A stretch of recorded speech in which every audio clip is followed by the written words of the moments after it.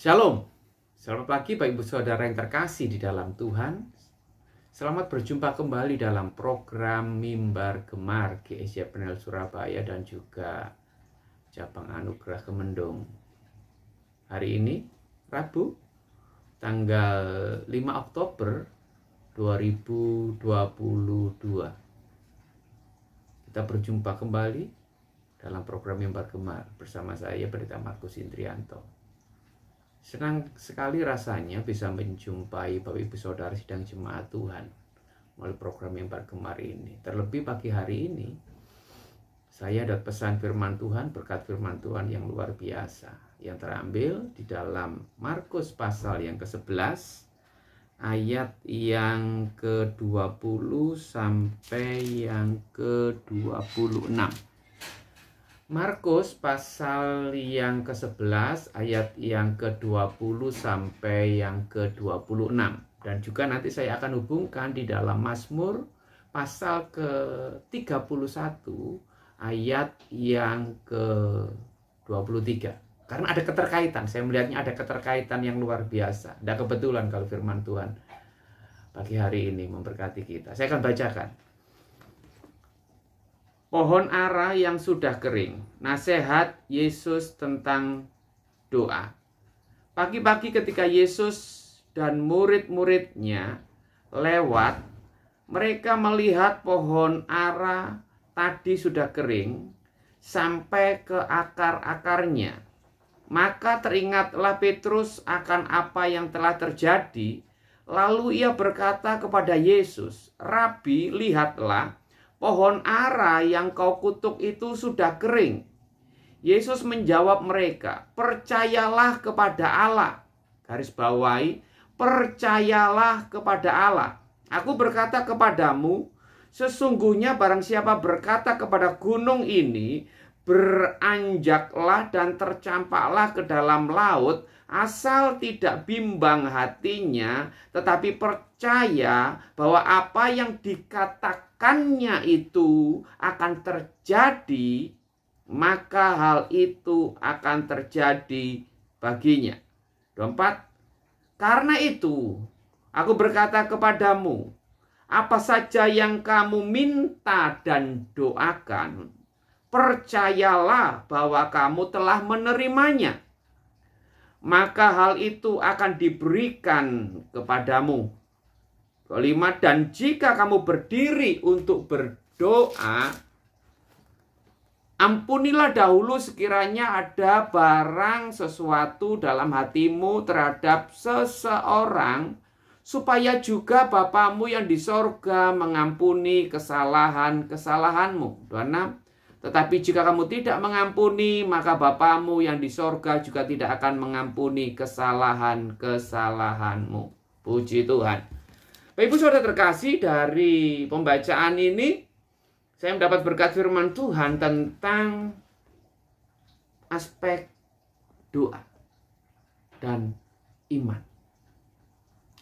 Kalau kita baca dalam Nats Matius 11 ayat 20 sampai 26, itu tidak bisa dilepaskan dari ayat sebelumnya, yaitu peristiwa yang dicatat di dalam ayat yang 12 sampai 14, yaitu ketika Yesus setelah keluar dari bait Allah, dia lapar dan menjumpai pohon ara, tetapi ternyata tidak berbuah.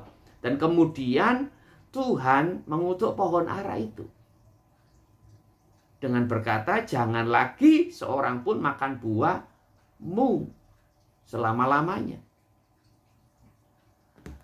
Peristiwa Tuhan Yesus mengutuk pohon ara bukan pernyataan arogansi Yesus, bukan. Tetapi Tuhan punya maksud, Tuhan punya tujuan. Ketika Yesus mengutuk pohon ara dan berkata, "Jangan lagi seorang pun makan buahmu untuk selama-lamanya." Ternyata Tuhan punya maksud ingin mengajar kepada para murid-muridnya tentang aspek iman dan doa. Hubungan peranan iman dan doa. Sehingga ketika esok paginya Yesus dan murid-muridnya melewati tempat yang sama, dan murid-muridnya mendapati bahwa pohon ara itu sudah kering, kerontang sampai akar-akarnya. Kemudian Petrus berkata, dan teringat apa yang dikatakan Tuhan. Dia berkata, "Rabi, lihatlah pohon ara yang kau kutuk itu sudah kering." Dan 22 ini yang penting. Yesus menjawab mereka, "Percayalah kepada Allah." Ini maksud dan tujuan Yesus ketika Yesus sehari sebelumnya mengutuk pohon ara dan kemudian pohon ara itu menjadi kering. Tuhan ingin mengajar kepada para murid-murid. Tuhan ingin memberikan pelajaran kepada para murid tentang aspek percaya kepada Allah atau tentang iman. Iman itu yaitu berbicara kemampuan untuk percaya kepada Allah dalam setiap waktu, tiap saat, dalam setiap kondisi dan keadaan. Dan kemudian dari pengajaran iman yang sejati, iman yang benar yang Yesus ajarkan, percaya yang benar yang Yesus ajarkan tidak pernah tergantung situasi, kondisi, keadaan. Hanya tergantung dan tertuju kepada Tuhan Allah, Bapa Yahweh. Tergantung kepada pribadi Bapa Yahweh yang berkuasa. Dihubungkan pengajaran yang kedua, yaitu tentang doa. Tuhan Yesus kemudian masuk di dalam ayat 23 berkata, "Sesungguhnya barang siapa berkata kepada gunung ini, beranjaklah dan tercampaklah ke dalam laut, asal tidak bimbang, tetapi percaya bahwa apa yang dikatakan itu akan terjadi, maka hal itu akan terjadi baginya." 24, "Karena itu aku berkata kepadamu, apa saja yang kamu minta dan doakan." Perhatikan, apa saja yang kamu minta dan doakan, aspek tentang doa, pengajaran tentang doa. Percayalah, aspek tentang iman, bahwa kamu telah menerimanya, maka hal itu akan diberikannya kepadamu. Oleh sebab itu, melalui pengajaran Tuhan Yesus tentang kehidupan doa bagi murid-murid, doa yang benar, doa yang berkuasa, yaitu doa yang didasarkan iman. Amin. Doa yang didasarkan iman. Iman yang seperti apa? Iman yang sungguh-sungguh percaya kepada Allah. Dan kata percaya ini dalam tensesnya itu imperatif. Artinya apa? Percaya secara terus-menerus. Percaya secara berkesinambungan. Itu adalah bagian kita. Percaya di dalam doa. Apa yang kita doakan, apa yang kita minta kepada Tuhan, kita harus sungguh-sungguh percaya. Kita harus sungguh-sungguh beriman secara terus-menerus kepada pribadi yang pasti, pribadi yang jelas, pribadi yang benar, yaitu Allah Yahweh. Allah yang kita sembah dalam nama Tuhan Yesus Kristus. Dan ketika kita berdoa dengan iman, dalam pengertian dijabarkan tidak bimbang, tidak ragu. Percayalah, kamu pasti menerimanya. Bukan hanya percaya kamu akan menerimanya. Lebih dalam lagi, di situ kata menerima itu auris. Kasusnya itu tensesnya auris.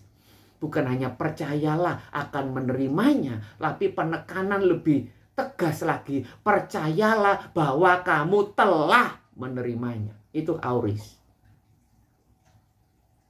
Kamu telah menerimanya. Bapak Ibu Saudara, kalau saya hubungkan dengan Mazmur 31 ayat 23. Aku menyangka dalam kebingunganku aku telah terbuang dari hadapan matamu. Tetapi sesungguhnya engkau mendengarkan suara permohonanku ketika aku berteriak kepadamu minta tolong. Ada benang merah, ada senada seirama dengan pembacaan kita di dalam Markus pasal 11 tadi. Tentang doa, tentang permohonan. Harus dengan iman, sekalipun kadang-kadang ada kalanya secara manusia kita ini mengalami kebingungan, kebimbangan seperti yang dialami oleh Raja Daud. Aku menyangka dalam kebingunganku Allah tidak mendengar doa dan permohonanku.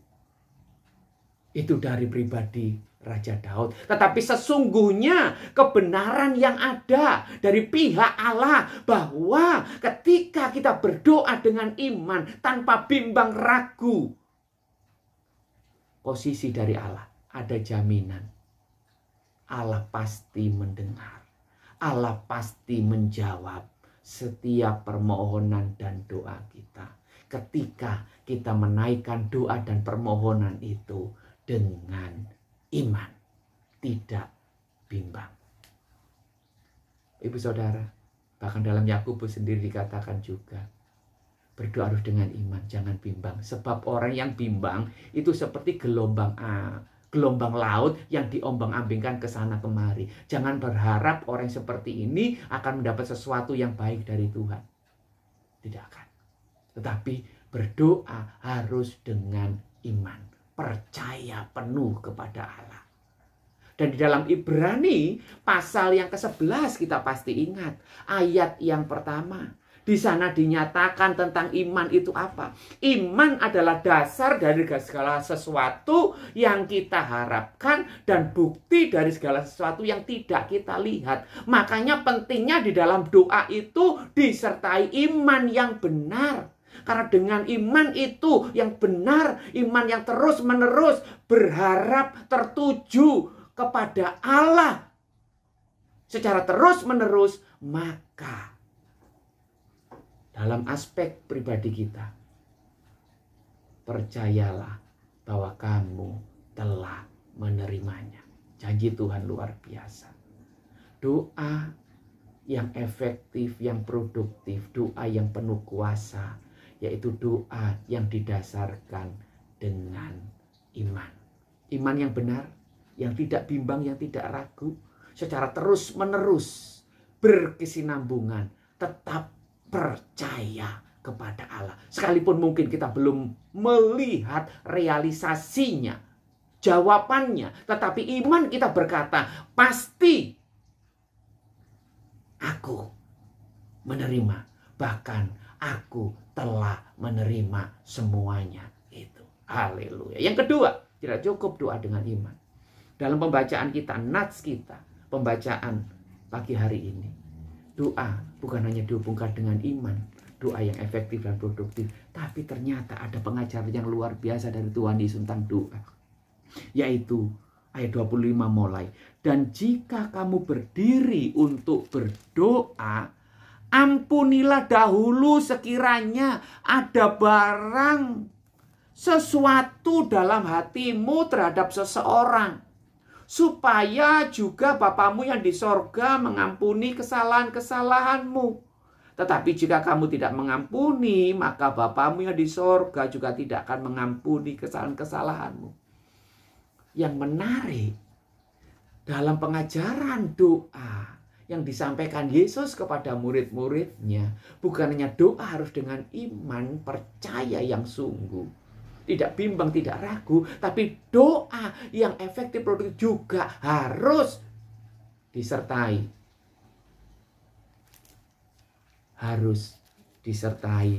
doa dengan pengampunan. Karena Tuhan berkata, apabila kamu berdiri berdoa, jika ada sesuatu dalam hatimu terhadap seseorang, ganjelan, sakit hati, kebencian, dendam, Tuhan katakan beresi. Lepaskan dulu pengampunan itu. Lepaskan dulu pengampunan itu. Karena Tuhan mengajarkan ketika kita berani melepaskan pengampunan, hubungan kita dengan Tuhan akan baik. Relasi kita dengan Tuhan akan baik. Karena ketika kita berdiri untuk berdoa, tapi kita tidak mau mengampuni orang yang bersalah kepada kita, kita nyimpan kepahitan, kita nyimpan kebencian, kita nyimpan dendam, jangan harap doamu didengar oleh Tuhan. Karena apa? Hubunganmu tidak selaras dengan Tuhan. Hubunganmu, relasimu dengan Tuhan tidak bagus. Karena Tuhan mengajarkan, ampuni. Karena Bapamu yang di surga sudah mengampuni kamu. Pulihkan hubunganmu, relasimu dengan sesamamu. Supaya relasimu dengan Tuhan juga benar. Ketika relasimu dengan Tuhan benar, dijamin doamu, permohonanmu didengar oleh Tuhan. Amin. Jadi aspek yang kedua, berdoa dengan hati nurani yang benar, bersih, tanpa ada dendam, kepahitan, kebencian, kemarahan kepada saudara-saudara seiman kita. Bereskan, lepaskan pengampunan. Maka relasimu dengan Bapa benar. Maka Bapa akan mendengar seruan, doa, dan permohonanmu. Ditambahi dengan iman. Pasti diberikan oleh Tuhan. Indah pada waktunya. Yakobus katakan, pasal yang kelima, ayat yang ke-16. Perhatikan, saya bacakan. Karena itu hendaklah kamu saling mengaku dosa dan saling mendoakan supaya kamu sembuh. Perhatikan. Ada aspek saling mengampuni. Saling mendoakan. Ya kan? Terus frasa berikutnya, doa orang benar bila dengan yakin didoakan sangat besar kuasanya. Ada korelasi, ada hubungan. Ada keterkaitan yang tidak bisa dipisahkan. Doa dengan iman itu harus pasti, tapi juga doa dengan hati yang benar. Selaras dengan Tuhan. Persekutuan intim dengan Tuhan. Karena apa? Dalam hati kita tidak ada dendam, amarah, kepahitan, kebencian. Kita mengampuni kesalahan orang yang saudara kita yang bersalah kepada kita. Kita lepaskan pengampunan. Maka doa kita dijawab, didengar oleh Tuhan. Puji Tuhan. Tuhan Yesus memberkati. Dengan kebenaran ini saya percaya, ke depan kehidupan doa kita pasti menjadi kehidupan doa yang efektif, yang produktif, yang dijawab oleh Tuhan. Amin. Kita bersatu dalam doa. Terima kasih Tuhan buat pesan Tuhan. Kebenaran firman Tuhan pagi hari ini. Tentang kehidupan doa yang benar. Yang Tuhan ajarkan. Bukan semata-mata didasarkan iman. Tetapi juga didasarkan hubungan yang benar. Hati yang benar. Ketika kami berani melepaskan pengampunan kepada orang-orang yang menyakiti hati kami. Kami tidak menyimpan kemarahan, dendam, kebencian. Tapi kami lepaskan pengampunan. Kami saling mendoakan. Maka doa orang benar sangat besar kuasanya. Karena didasarkan dengan iman dan didasarkan dengan kasih dan pengampunan. Biar kebenaran ini termeterai dalam hati kami. Memberkati kehidupan kami. Terlebih kehidupan doa kami. Menjadi kehidupan doa yang efektif, yang produktif. Yang didengar dan dijawab oleh Tuhan. Amin. Berkati umatmu dalam aktivitas kegiatan hari ini. Haleluya. Amin. Tuhan Yesus memberkati. Selamat pagi, selamat beraktivitas.